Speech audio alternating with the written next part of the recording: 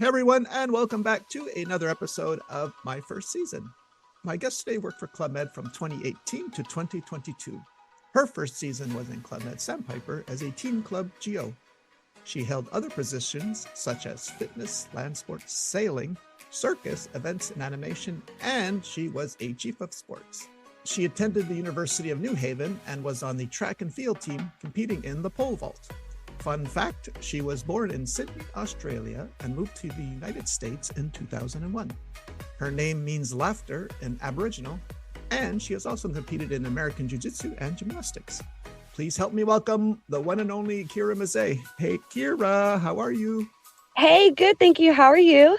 Good. You know, you share a name with my favorite actress in the whole world, Keira Knightley. Have you ever met her? Yes. Yeah, I've never met her, but we do spell it the same way. That's right, because normally it's Kyra, right? That you see. That is one way to say it. Yeah. It's such a beautiful name. And as I told you, if I had a daughter, I would name her Keira because I'm guessing people come up to you and once they see your name, like you must get a lot of compliments on your name, I'm guessing, right? It's becoming a more common name now, and I love to hear it. So I like it. Oh, yeah, it's becoming more common. Yeah, there's a lot of Okay. little girls now in schools that have the name Kira, and it makes me so happy. Okay. Yeah. Because I'm wondering now if this name is in a show because I know when Game of Thrones was on, so many people were calling their kids by the Game of Thrones names. And I personally have two coworkers where I I kind of influenced them to use two of those names from Game of Thrones. So I'm wondering if Kira is on a TV show right now. Are you aware? No, I'm not aware. I also haven't watched Game of Thrones, so I would be clueless on that. Uh-oh, this interview is over. No, just kidding. Okay. But the good news is you can get caught up. Okay. Sounds good. Yeah, I hear there's a few of you out there that have never seen this show, but okay, so I met one. But we're not here to talk about Game of Thrones at all. As I mentioned in your intro, so you're from one of my favorite countries in the whole world, Australia. Mhm. And what's it like growing up in Australia? Well, I was very little when I left. All I remember was a lot of sunshine and a lot of warmth and a lot of nature. It was pretty standard to go to the zoo to feed kangaroos some Cheerios. So I do have fond memories of that and I've been back frequently since. So it's been really lovely to have that part of my life still available to me. Yeah, I went to Australia. I worked in Lindeman and took my vacation. So I've been to Sydney. I went to the zoo and was surprised when I saw a red kangaroo. I didn't know that they grew that tall. Like, have you seen a red Yeah. kangaroo? I mean, Yeah. that's scary, right? A little bit. They are powerful creatures. Yeah, you always hear about the seven deadliest animals in Australia, but no one really talks about the size of a red kangaroo and what the heck do you do if you meet one in the wild, other than try and outrun it, which you probably won't be able to do. Probably not, no. Yeah. Just play dead. Okay. And it's a shark on land. Yes, that Oh, jumps. yeah, real high. Speaking of jumping, I'm going to segue into jumping into pole vault. So while you're at University of New Haven, can you tell us what you were studying again? Yes, I was studying sports industries management and nutrition and dietetics, which was a really great, combination being a student athlete for so long. That's right. I'm curious how someone starts in the pole vault because it's not exactly like throwing a shot put or a discus. Do you ever worry about falling backwards when you're doing the pole vault? Is this a thing? Yes, it is a thing. I don't think I really worried about it. I do have the kangaroo blood in me. My coach, when I was 11 years old, wanted to pluck me from my gymnastics team just for a 2-week trial in pole vaulting. 10 years later, I had a pretty fun career in it. Do you remember, like on average, what height you were clearing? I believe my best height that I cleared was almost 11 feet. And back in the day, that was good. And now that is beginner work, light work. Oh, is it? Okay. Yeah. So 11 feet, that's about the size of a red kangaroo, right? On its hind legs. Wow. But you Yeah. never, you never like fell backwards. You always fell on the mat, right? I think I might have fallen backwards a couple times, but that's if circumstances were if it was too cold outside, or if I didn't warm up enough, or if there was something wrong with the placement of the mats. But it wasn't as common as you think. There's more times than not you're going to be going forwards. Okay, good, good. I still don't want to try it, but I admire the people that do it. Okay. It was fun. If you have the chance to try, I do recommend it because there's no better feeling than flying. Yeah, must be in clearing that bar because I love when they put it in slow motion and basically sometimes you see just the tip of the fingertip, the forefinger is the last thing to leave the Mhm. pole, right? And that's what Yeah, helps them it's clear the a bar. it's a full body motion. It's really incredible. And to look back in hindsight, I've done, the same motion, the same steps, the same hand placements for 10 years. It's a big practice and it all starts with your mentality, or else sometimes you just can't run down the runway the right way, can't take your step the right way. So if you believe that you can jump over the bar, then you're going to do it. It's pretty cool. Must have helped you with the circus in Club Med, right? Yeah, it definitely did. Okay, well, let's get into that. But before that, I'm curious how you like first heard about Club Med. Like, what was what did someone give you the idea? Did you see an ad somewhere? Did you go on vacation? Yeah, so this is one of my favorite stories, actually. When I was a little girl, I went to a summer camp in the Poconos in Pennsylvania, and I met my best friend who lived in England at the time. And after we aged out of camp, we promised each other we would meet in a different country around the world once a year. And being teenagers and young 20s, we didn't have a high budget. So she found a solution for us to go live and work and play together basically at a resort for 6 months. So she sent me the application. I got hired. She didn't. And I told her, well, I'm not going to go if you're not going to go. And she promised that she would come visit me within the 6 months. And 2 weeks after arriving to Sandpiper, I called her crying, telling her that I never wanted to leave and that she's going to have to come and visit me for a little bit longer. Okay, wait, it was your friend's idea to work at Club Med. You got hired, but she hadn't. Correct. She was in the European zone, and because she didn't speak French at the time, she couldn't become a circus instructor, which what she was applying for. And because I was in the North American zone, I applied for land sports position and was hired as Teens Club, mini club instead. Where was she living in Europe? England. Okay, England. Wow. This is fascinating and not, not your common route to Club Med because usually I think both people get in when all right. So Yeah. okay. Now, teen club, I guess, yeah, not what you were expecting, but you Mm-mm. were working at so when you were working at when you say you were at camp, you were just going to camp, you weren't working there, right? Correct. I was just a camper and I got to do all the camp activities. Of course, I wanted to be a camp counselor, but my travels kind of took me away from spending a summer for 2 months at a summer camp somewhere. Now, were you hired over the phone or did you have an in-person interview? I had a phone interview. It was meant to last no more than 30 minutes. It was about 2.5 hours long. My interviewer and I were just chit chatting and talking and laughing. And it was the best conversation I had ever had for a job interview. And I knew that it was a good feeling to a good start. So I had to say yes. Well, yeah, I hoped after 2.5 hours I'd get the job. Yeah. All right, so you're sent to Sandpiper. Maybe you had visions of the Caribbean or Mexico, but most American geos, I'm learning through this podcast, start off at Sandpiper. But were you Mhm. worried about being with the teens? Because I hear they're somewhat unruly at times. Maybe not your case, but Yeah, so I only accepted the Teens Club position because I really wanted to work for this resort and see what kind of opportunities it gave me. Teenagers scare me because I'm only 5'2" and most of the time they're taller than me and they smell fear. At the time, there were no teens in the village when I had arrived. So they put me right into the geckos, which were the 4 and 5-year-olds, and I never left. It was amazing. I didn't have to work with the teens one day. okay. All right, so let's set the stage. So this is 2018 Sandpiper. In November, you arrive. Your Mhm. CD is Karim Pager. I think you worked there till about October 2019. So when you arrived, I don't know if you remember arriving that first day or first week. Did you have any culture shock about anything, or were you surprised at all the dancing going on, crazy signs? Yeah, I do. It was Monday, November 5th of 2018, and I got dropped off by the car service at the front of the reception. And I walked in, and there were four receptionists, with their cute little uniforms on and their name tags. And I said, "Hi, happy Monday. My name is Keira. I'm the new GO." And I think I might have scared them a little bit with my energy. I can't really remember everything that happened from that point on until evening. I had dinner with one of the baby club supervisors, and he took me to crazy signs afterwards. And the very first crazy sign that I had jumped in to learn was Danza Kuduro. And I was a mess. I had no idea what I was doing.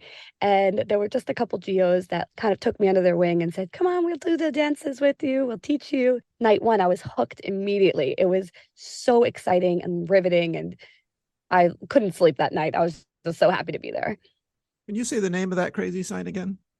Danza Kuduro. Obviously a new one, and it sounds very complicated the way you say it. Okay, like like it sounds like one that I would never learn even after 6 months. Okay. It was fun. Almost every geo that I've worked with knows it and does it fantastically well. And it's just one of those forever crazy signs that I still do, even when I'm not at Club Med. Okay, so you'll be in a grocery store or in your car in traffic, and that song will come on, and then you start like trying not to dance. Or It's leg work. So if I'm driving in my stick shift vehicle, I don't think that would be so great. But yes, the grocery store for sure, I do the dance. okay. Now, while you're doing, I know you're hired as teen, you're with the Geckos, but were you looking around the resort yet to see what other people were doing? Because you later did fitness when you were at Sandpiper, but did someone ask you, or do you volunteer to do that? Yeah, so I remember it was probably 2 months into working there, and I saw one of the aqua gym instructors, or one of the fitness instructors, leading an aqua gym class at the lap pool. And the music was bumping, and they had a costume on.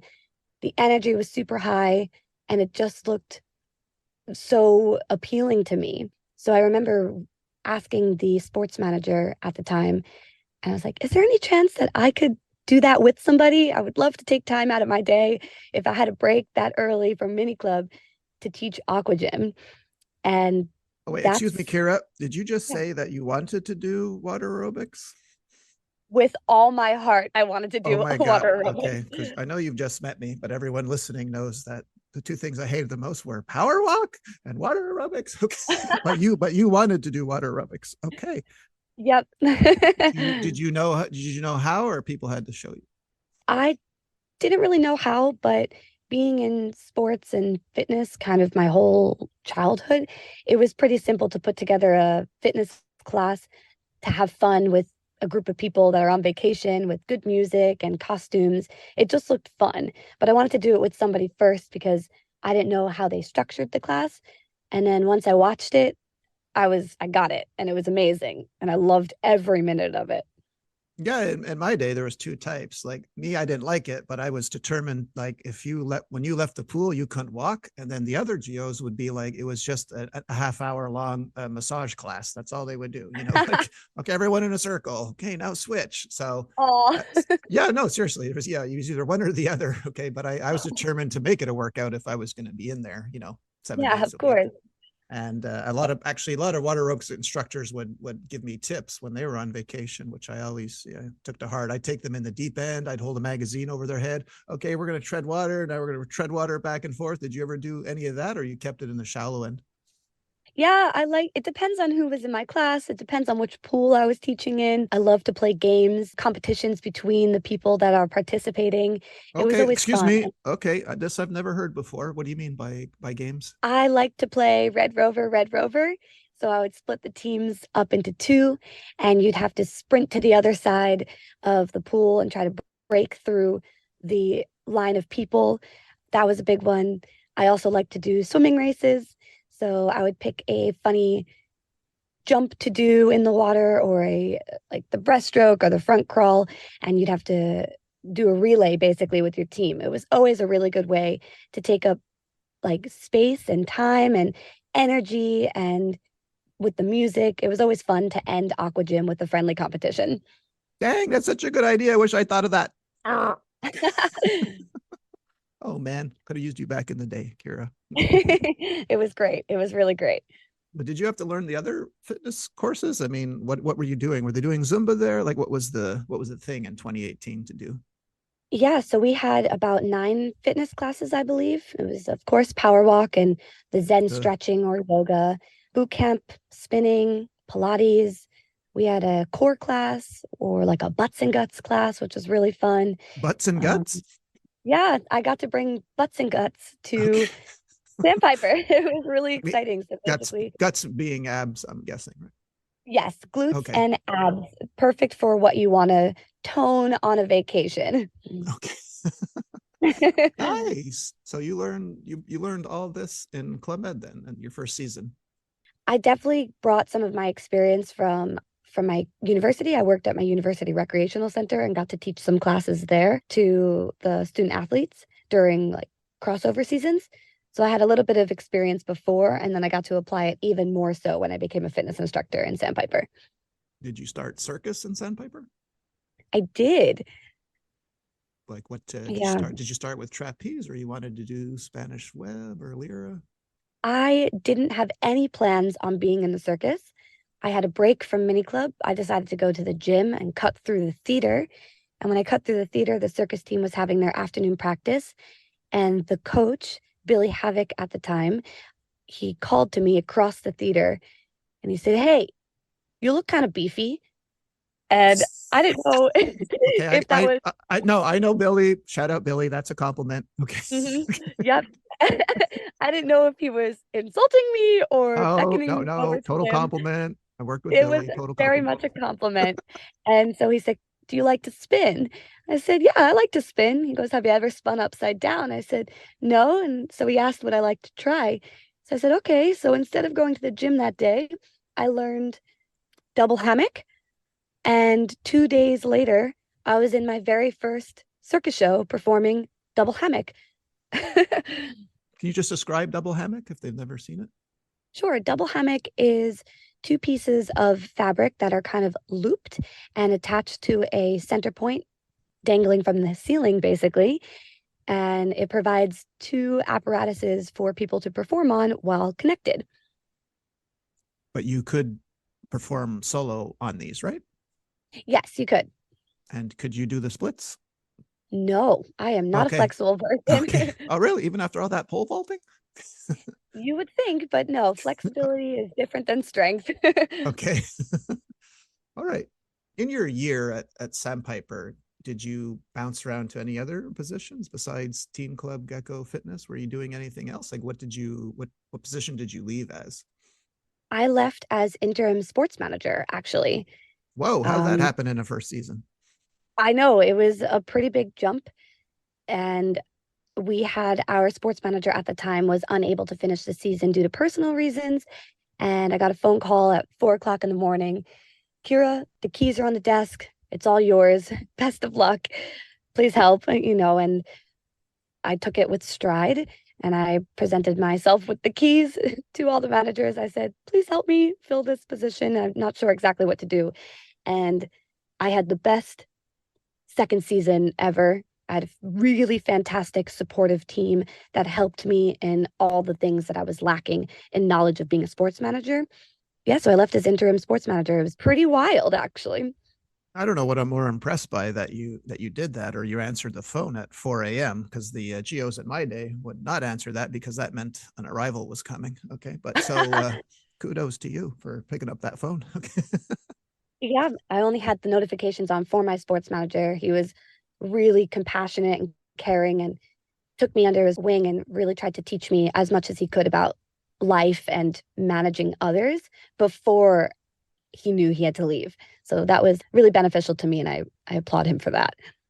Well, before we move to your second season, is there anything else you want to tell me about your first season at Sandpiper?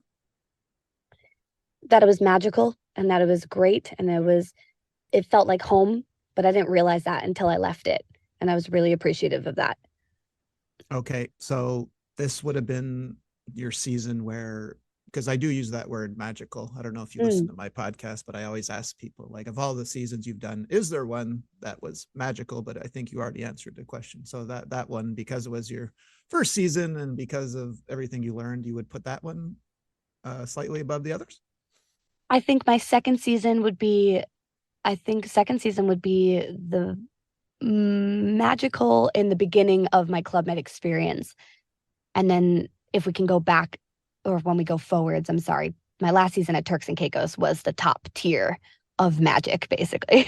Okay, well, let's get into the second season. So do you ask to go to Turks and Caicos, or are you sent there? I did not ask to get sent to Turks and Caicos. I actually asked for Punta Cana, Ixtapa, or Cancun. I didn't Really? think that they would be sending me to an adults only village because I was so involved with kids and I love working with kids and families. So I didn't think they were going to send me to adults only. Why did you pick Cancun over Turks? I wanted to be in a family village. I was told Oh, that's that. right. Sorry. Yes. Sorry. Yeah. I forgot when I was there. It was, yeah, singles. Okay. That's right. That's probably the opposite of what most geos would after a year in a family village. You're like, get me out of here. Get me to Turks. But you went the other way. Wow. Okay. I was really determined to just travel with the company. I didn't actually care where it was. I pretty much can be put anywhere and make my own happiness and my own adventures. And when I was told that I was going to Turks and Caicos, I was overwhelmed with happiness. I dropped to the floor and started crying. And it was such a weird experience for me because it was the going away party for Kareem because he had been a CDV for 3 years in Sandpiper. And on his route to the party, he pulled me over aside and whispered in my ear, he said, "Turquoise." And I just was elated. I couldn't believe that that was gifted to me. And so it wasn't what I asked for, but it was a dream come true. Sure. Everyone loves Turks. There is something special about that village. And you get there in November 2019 with Juju Letraz, a name that has come up quite frequently on this Mm-hmm. podcast. And here your fitness geo, is that what you start as? Yes, I started and finished there as a fitness GO. I only was there one season before our COVID lockdown. Okay, so now you've done what? Anything different from doing water aerobics in a family village to an adult only village, or both, or they're the same? They're exactly the same. I was really nervous. I remember having a conversation with some managers saying how nervous I was to have conversations with adults only and not talk kid talk at a dinner table. And then I realized that all the adults at the Turks and Caicos location were just big kids, and it became a lot easier for me. Yeah, well, I still imagine you have to do some kind of mild scolding though, even in an adult village, right? Because basically we're camp counselors in for older kids, right? I mean, that's all Club Med is. Okay. Yeah, it was a really good learning experience for me. All right. Well, tell me about it. What'd you like about it? What I liked about it was proving people wrong. I have a lot of energy, and I think people assume that my energy will die out after, 2 or 3 weeks of being there and going full on, and the whole season passes by and I have the same energy that I started with. And it's exciting. I mean, when you're in the sunshine and the music's playing and you're around people that are sharing these extremely happy experiences with you, there is no better feeling than giving all your energy to something that you love because it just gives it back to you. You might be my new favorite person, Keira, because I'm the same way. I love to prove something, someone wrong. Like I respond to positive, reinforcement, but when someone says I can't do something, and I'm sure the geos that were saying this or thinking this were probably geos of 4 or 5 years thinking, oh, she'll never keep up that energy. That's impossible. But this is probably Mhm. what was happening, right? I don't know if they were geos of 4 or 5 years or if they were new. I can't really remember, but I remember some of the returning GMs who had in the same week that their favorite fitness instructors were leaving, I had arrived. And so they were really disappointed that their favorite geos were gone. And there was one woman that came up to me and she said, you know, you're not going to be as good as a water aerobics instructor, as these other fitness instructors, I said, if you just give me a chance, if you just come and take my class, I promise I will do my very best to make you happy.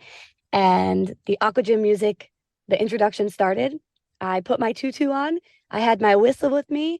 Our 30 minutes of aqua gym went by. It was extraordinarily high energy. She came up to me after crazy signs and she said, "You proved me wrong. I'll be joining your class every day for the rest of my time here. Thank you for keeping that energy. It's amazing." And to that, it's just, you want to keep doing it like that. I wanted to keep being that kind of person. It was just, it made me feel great. Two things. Congrats for that. And second, I don't recall having to wear a tutu when I did water aerobics. So what gives? What's going on here? So, Why I, are you wearing a tutu?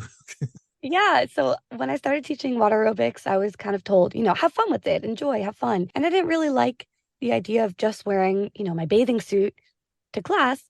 So I was wearing colorful leggings.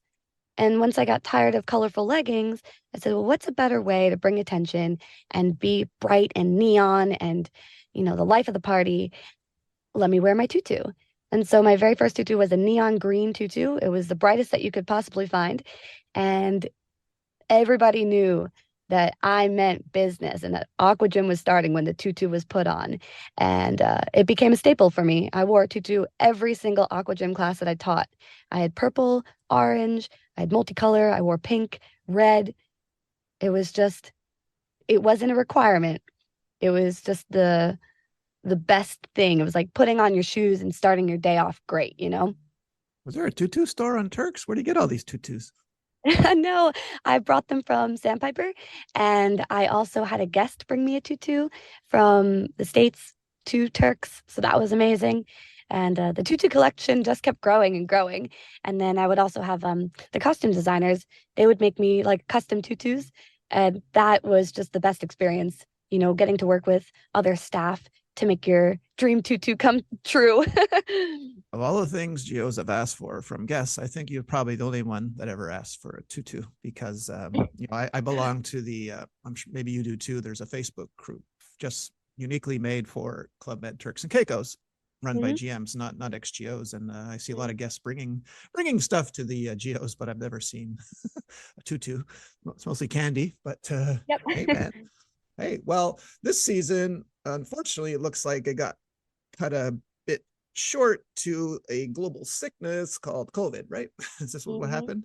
All right. Yes. But you had a good, what, 4 or 5 months almost before that? But what's it Yes, like? it was What's it like five and a half leading? months. I guess at what point you're told that everyone has to go home? Is that what happened? Yes, it was super unexpected. We really were not told any information except that they were going to be doing seasonal cuts. And so my manager told me, yeah, the village is going to cut down a little bit, but I've requested to keep you. So we're going to keep you for the summer season. I said, fantastic. I'm happy to stay, of course. And then about 4 hours later, there was an all GO meeting, and we met in the theater with Juju and the other managers. And he said, we have unfortunately 24 to 48 hours to leave the resort. And it was shocking news. We really didn't expect it. So we had to say goodbye to all of our friends and everything that we were doing in 1 to 2 days.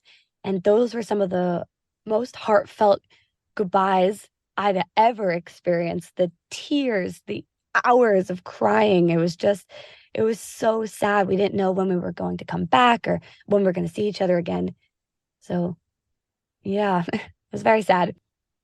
Did you go home or did you offer to go to another Club Med right away? They had to send us home. I remember my mom telling me, if you get stuck on the island, stay there because New York is too cold. But I ended up going home back to New York. I was home for 10 months before I journeyed back to Club Med. Ugh, 10 months. And yeah, so Hmm. and you were living in New York at the time, right? Yes. Yeah. Okay. Wow. And you go back to Sandpiper. So I think you're the first village outside of China to open. You're with Sophia Luca, former guest on Hmm. the show. Shout out Sophia. And you're doing quite a bit, though, here, judging by what you sent me sports, fitness, land sports, sailing, and circus. Is all this right? Yes, I got hired back after COVID to be a sports polyvalent. So, fitness, land sports, and sailing, which I had no experience in at the time. Really? Okay, so how did you learn that? I was basically put on like shifts to help sign in and sign out the kayaks and the sailboats and, the paddle boards. And we had about 7 or 8 sailing instructors. We had a big group of sailors, which was fantastic. And one by one, they all either left Club Med or finished their season.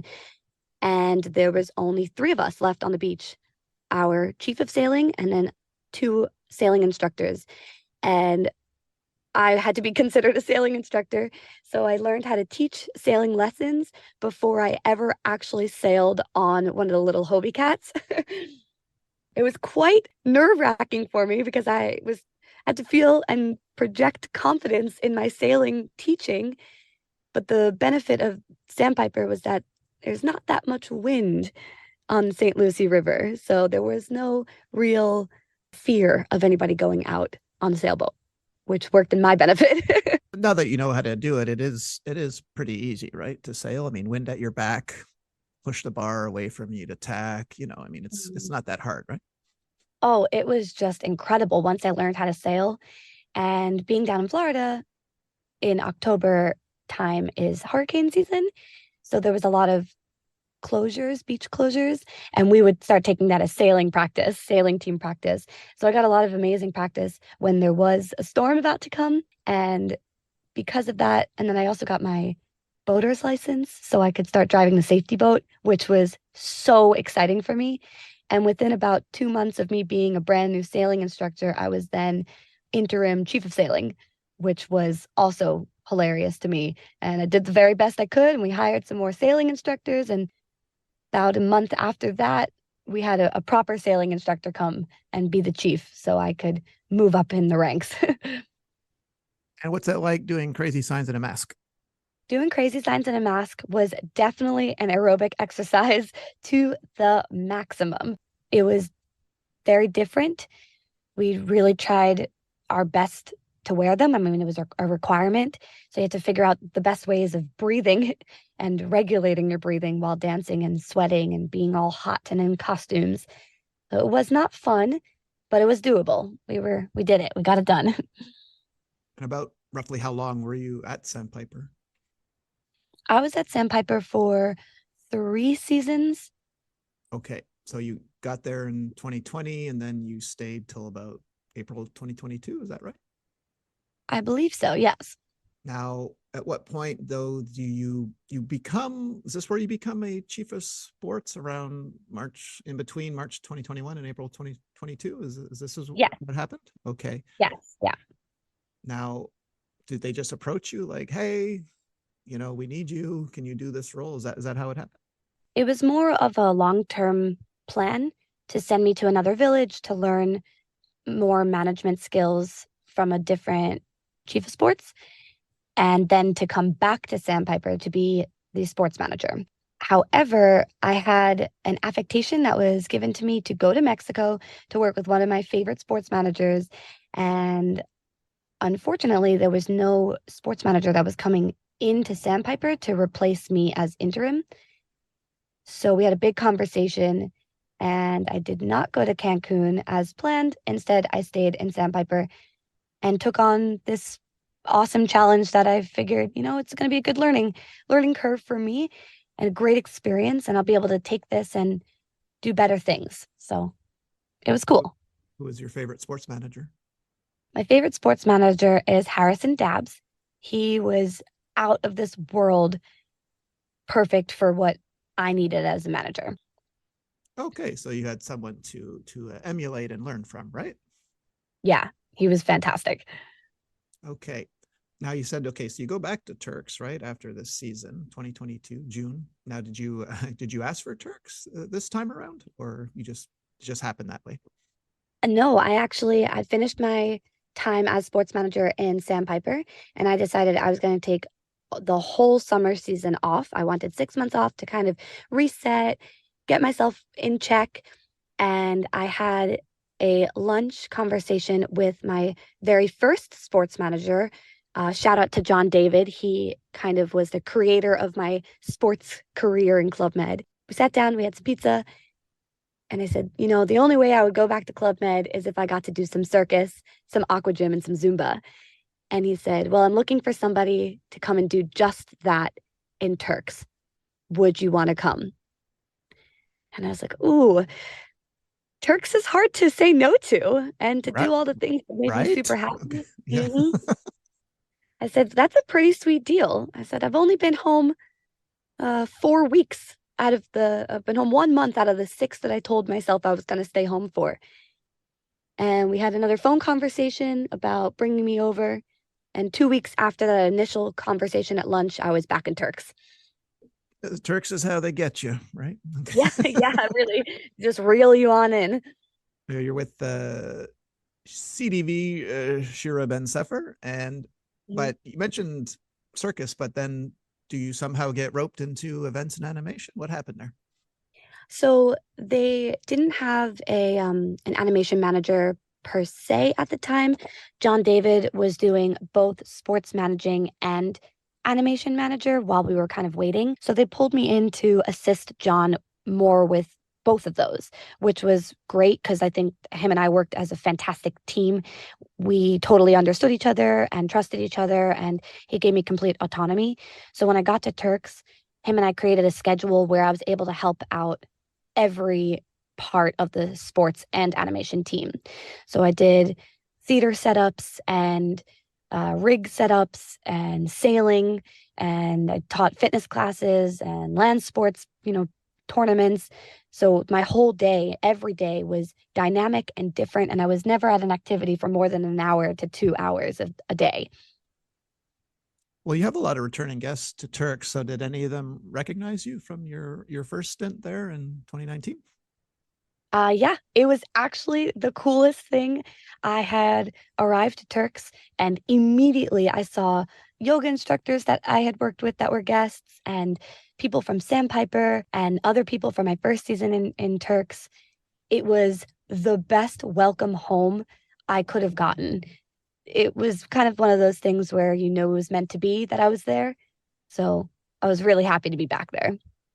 And did you learn to fly on the flying trapeze, or you just stuck to like the hammock? And did you learn other things in circus this time Yes, around when you're at Turks?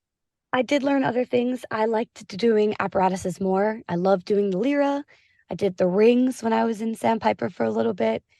I learned how to do chains. Chains was the coolest thing ever. I did hair hanging once. Oh, excuse me. What is hair hanging? It doesn't sound, or it sounds painful. What is it? Hair hanging was introduced to me by a Brazilian geo named Beatrice, and we worked together in my last season at Turks and Caicos.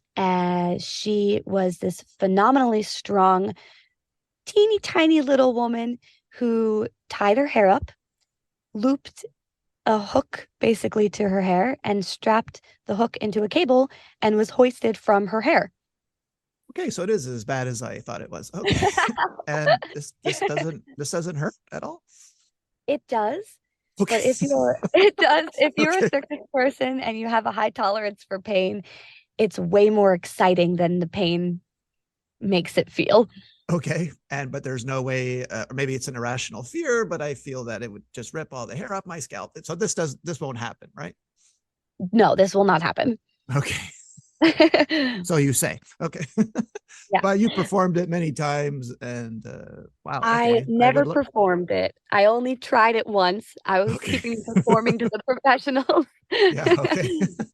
Yeah, you're happy to step aside and let this Brazilian Geo Yeah. do that, right? Okay. Yes. Same with the flying trapeze. I actually was really scared of flying. I was kind of going back to Billy Havoc. He was the one that really encouraged me to do it. And because he had faith in me, I had faith in the trapeze. I didn't have faith in myself, but I gave it the best try. And instead of being in the circus show, I mean, in the trapeze shows, I used to host them. And that was where I felt most comfortable on the ground. Okay. And I'm imagining at Turks, you did your share of glow parties. So, what the heck Mhm. is a glow party? Is there any way to describe it? Because we didn't have this back in our day. Oh, the globe party was my favorite thing. I looked forward to it the most out of all the nights of parties that we had for both villages. and we have the entire village set under black lights. So you wear neon clothing to really accentuate the glow. And we had glow paint stations so everybody could get super involved. If they didn't have something that was neon or that lit up under the black lights, we would provide it to the guests, which was exciting and fun. And you get really creative with what paintings are on your face or your arms or your hands. The energy for Crazy Signs is unreal.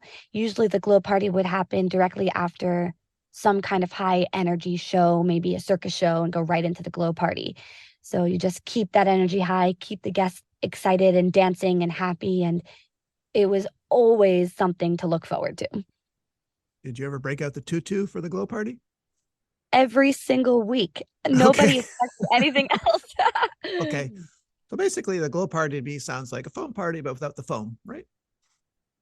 Foam party, I think, focused only on one aspect. The glow party, we had a lot of different things that really got to your senses. We had the dramatic music, the lighting was different. We brought in, balloons or sparklers or confetti or something that really teased the crowd. And I think that that made the glow party so much better and different than a foam party. The foam party was done in the daylight, in the sunshine, the music's going. That's more like an outdoor rave. Still fun, but my personal opinion, the glow party was the most fun. And this was a weekly thing or once every 2 weeks? Weekly. Oh, weekly. Okay. Mm-hmm. Cool. Okay. Interesting. Now, obviously, I'm assuming a lot of crazy signs are done at these glow parties. Did you have a particular favorite crazy sign while you were at Turks? Yes, my favorite crazy sign was Chicky. It was a super high paced song, and oh my gosh, we were just jumping off the podiums every time that it would play. It was my favorite to lead on the microphone too.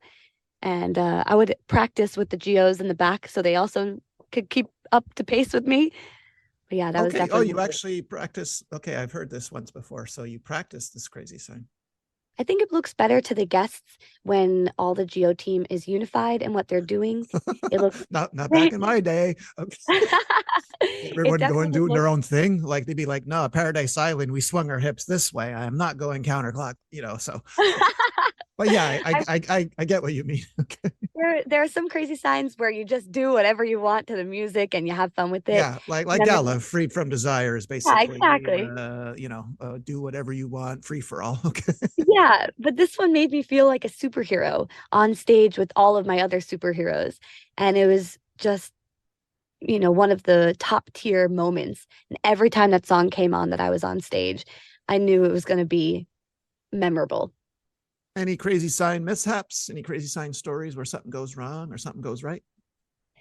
Something went super right. I was in Sandpiper. It was right after COVID. So we were all in our masks and we had just had an outdoor music factory performance. So we were sweating and we were in our costumes and we had this animation manager, Lance Reinhardt. Oh, yes. Mhm. Former guest. Shout out Lance. All right. Shout out to Lance and his impeccable, unmatched energy. And he had this crazy idea to do an hour long of Crazy Signs, a mashup. Wait, before you continue, was this on Elegant Night? This was not on Elegant Night. Okay, This was good. on Okay. 45. Okay, you're forgiven, Lance. Okay, please go on. Yes. So he decided to do an hour mashup of all of the high intense crazy signs that you could possibly do. And the Geo team was not prepared. We were exhausted from the day and exhausted from exuding all the energy on stage for Music Factory and having a great time. And now, about every 30 to 50 seconds was a new crazy sign. It was insanity. And it was just so much fun. And at the end of it, I said, I want to do this every week. And everyone looked at me like they wanted to kill me. They're like, nope, we're Yeah. not doing Well, that. yeah, kill you and Lance at the same time. By Yeah. 59 minutes, so yeah, there must have been a lot of muttering under their breaths. It was crazy. I mean, it was a crazy idea for him to do, and it was unique and it was different. It was exciting. It kept people on their toes. It woke us all up. I loved it. I loved every moment of it. Yeah, well, coming from the guy that wanted a part-time job on his only day off, yeah, so crazy. Yes, I would put that. Yeah. Yeah. In a good way. It's a compliment. Yes, of course. At least it wasn't on Elegant Night. So yeah, I can that would have been not cool. I would have been very unhappy on Elegant Night. Yeah. All right, we mentioned some names and that people you worked with. I was just curious, was there anyone else that you enjoyed working with and all in any of your seasons at Club Med? Yes. I don't know if you'd like me to go through just a quick shout Yes, out I list. would, please. Yes, by all Okay. means. Chelsea Gibbons, she worked there in my second season at Sandpiper. She taught me how to be an assertive, amazing, strong female manager. Sarah Pastor was the mini club manager in Sandpiper as well. I never had the opportunity to work with her longer than 2 weeks, and her compassion and eye of detail was just inspiring, and I love her very much. Shout out to Cheryl Smith Brandt. She was the food and beverage manager at Sandpiper post COVID. She lived by the one team motto. It was extremely inspiring. Big shout out to Shira. She challenged me and helped me grow positively into the person that I left Club Med as. Big shout out to Kawaii Goba Hawes. He's the F&B manager at Turks and Caicos, or was when I was there. He always had my back no matter what kind of situation. And it no longer exists, unfortunately, but the entire maintenance team at Sandpiper, they always made me feel protected and taken care of. And they were kind of the real backbone of the village for me. They gave me a tiara as a parting gift when I left. It was the nicest thing ever. Last but definitely not least, the entire housekeeping and restaurant kitchen teams in Turks for making it feel like a real community to me. The constant hugs, the welcome backs, the smiles, the random dancings. That's what made it feel like home. So those are my big shout outs. Nice. Man, sounds like you made a lot of friends. Yeah, a lot of great people have been in my life because of Club Med, and I am forever grateful.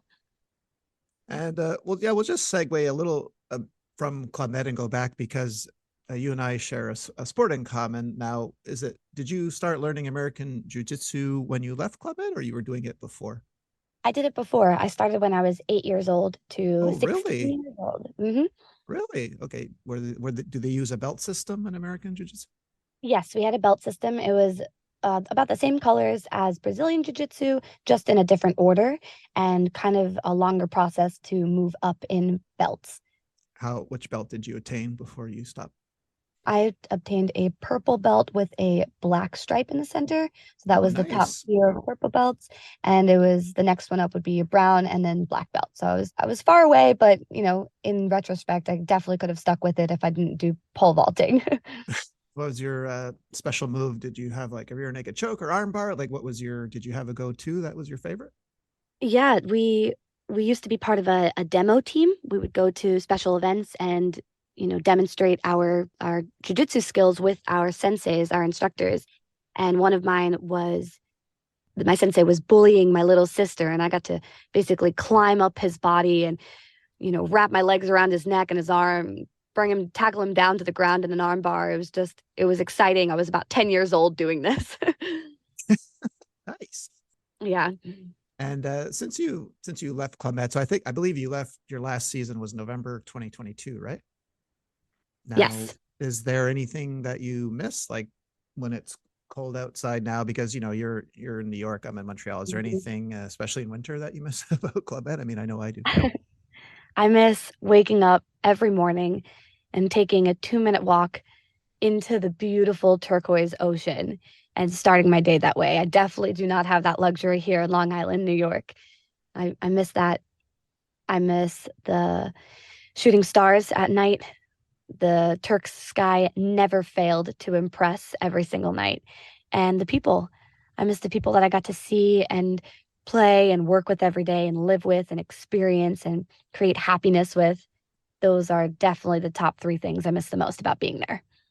Nice. Me too. Yeah. Okay, Kira, so let's circle back to the friend that helped you apply. Okay, now I'm assuming that even though you got in and she didn't, though, you're glad that you had the experience. Like you don't sound like someone who has any regrets about your time in Clement. No, I am so blessed that she wanted to go and that I got in because it changed my life for the better. I have lifelong friendships that I didn't know I would have the opportunity to have, and experiences and travel. And now I have a friend in every corner of the world because of Club Med. I'm so thankful to have worked for them. Yes, and just for the record, this friend who you're still in contact with, still friends, became a chalet manager, right? So she's Yeah, doing good, right? Like, she's doing fantastic. Just and visited her 3 months ago in England. We still talk. It has been, it was 5 years before that quick little visit that I got, that I had seen her. So it was worth it. But friendships like that, they don't go away too easily. So very happy. and you mentioned at the beginning, like you still go back to Australia, but where do you go when you go visit? My last trip to Australia, I had booked a one-way ticket to Sydney, and I have about 36 cousins that live in Australia. Whoa. I have grandparents, friends, and people that I've met through my travels that live there. And so I do a lot of couch surfing. I have a lot Okay. of places to stay and a lot of people to visit, so I'm All always occupied. like all in Sydney, like Woolloomooloo and places like that. In Sydney, yes, I have a lot in Bondi and like Coogee and Maroubra. I have a half brother that lives up in Tamworth, which is about an 8 hour train ride into the countryside, which is absolutely stunning. So yeah, a lot of great places to go spend time with great people. And you're probably used to the language, right? Because when I got there, I discovered there were Aussie English dictionaries, but you probably know all the expressions and I was a is it little rusty. I was a little rusty, okay? but it came back to me pretty quickly. Okay, but isn't it such a great country, Australia? It is. And I had the opportunity this past time to go to the western part of Australia in Perth. My Oh, sister was studying veterinarian medicine over there. So I got to visit her for a little bit, and those sunsets are almost as beautiful as a Turk's sunset. that's great. Oh, cool. Now, do you plan to ever go back to a Club Med reunion? Like you're not against it, right? Like you to see some Definitely not friends. against it. I Okay. would love to catch up with my friends. Working full time and trying to save money prevents me from doing so at the moment, but I will definitely be doing so in the future. Sweet. Awesome. Well, Keira, I really do want to thank you for sharing your story with us here today. This has been so great. Thank you. Thank you so much. I really appreciate it. It makes me so happy to talk about all these good memories and good people. Yeah, and people will be happy to hear your voice again that haven't heard it in a while. I hope so, and I hope they have a happy day. Well, everyone, that was the amazing Keira Mezei, and we will see you all next week with another new episode. Now, here's where I'm going to let you say goodbye to everyone, Keira. Bye, everybody. Thanks for listening. I hope you guys have a happy Monday, Tuesday, Wednesday, so on and so forth, and keep shining. See, she has the same energy, people. You're not going to put her down. Never. Bye, everyone.